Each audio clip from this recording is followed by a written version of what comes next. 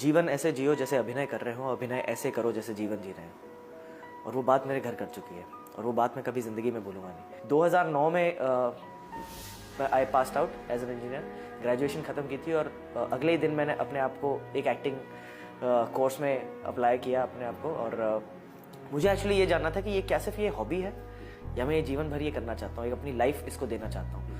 And जब वो 5-6 महीने मैंने किशोर नमित कपूर एक्टिंग अकेडमी है यहाँ पे बॉम्बे में, वहाँ पे मैंने बिताए, तो जो मुझे सबसे बड़ी सीख वहाँ पे ये मिली कि मैं श्योर था कि हाँ मैं यही करना चाहता हूँ, मुझे इस अपने काम से इश्क है।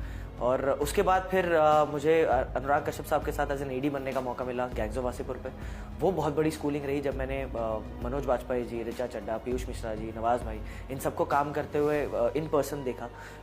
वो मेरी बहुत बड़ी सबक थी और वहाँ से मैंने सीखा कि एक थिएटर का एक एक्टर के जीवन में कितना इंपॉर्टेंस है। फिर उसके बाद मैंने थिएटर 3-4 साल करना शुरू किया नसीर साहब के साथ, मानव कौल हैं, कुमुद मिश्रा, और भी काफ़ी छोटे मोटे थिएटर ग्रुप्स थे, उनके साथ करना शुरू किया बॉम्बे में। साथ में फिर ऑडिशंस देने मैंने शुरू किए।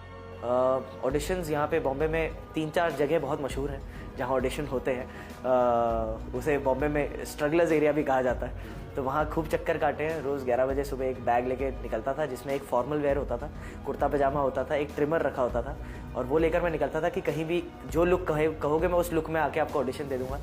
तो काफ़ी दरवाज़ों पे खटखटाया हूँ और पहला सवाल ये पूछा हूँ कि am I fit for the audition. तो ये सवाल पूछना बहुत ज़रूरी होता था कि क्या मैं फिट हूँ। तो ये सवाल तो ऐसा हो गया था कि ये रोज़ पता नहीं कितनी बार मैंने पूछा है ये। तो काफ़ी ऑडिशंस हुए, सब कुछ हुआ, 3-4 साल ऐसे ही चले। और फिर 2013 में मुझे याद है ज़ुबान का ऑडिशन मैंने दिया था, मोजेस सिंह की जो फिल्म थी, वो पहली फिल्म थी जो एज अ लीड क्रैक हुई थी। और उसके बाद फिर सफ़र शुरू हुआ था।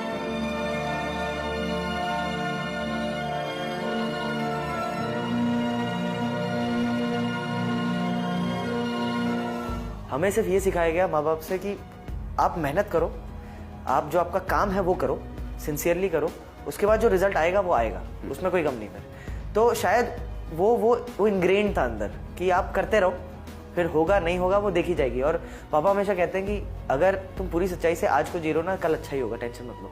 तो पता नहीं वो एक सबकॉन्शियसली अंदर बैठ चुकी है, वो घर कर चुकी है बात।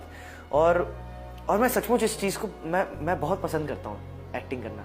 तो वो शायद उसी ने मुझे रोज़ एनर्जी दी कि निकलो, आज कुछ नहीं हुआ पर कल फिर निकलेंगे, फिर कुछ करेंगे। हाँ, कुछ दिन होते थे जब आपको वो मंजिल बहुत दूर लगती है कि यार ये पता नहीं कैसे होगा।